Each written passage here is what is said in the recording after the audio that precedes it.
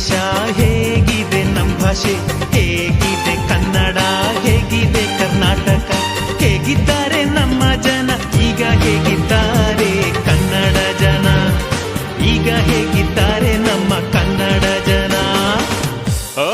ಬೊಂಬಾಟಾಗಿದ್ದಾರೆ.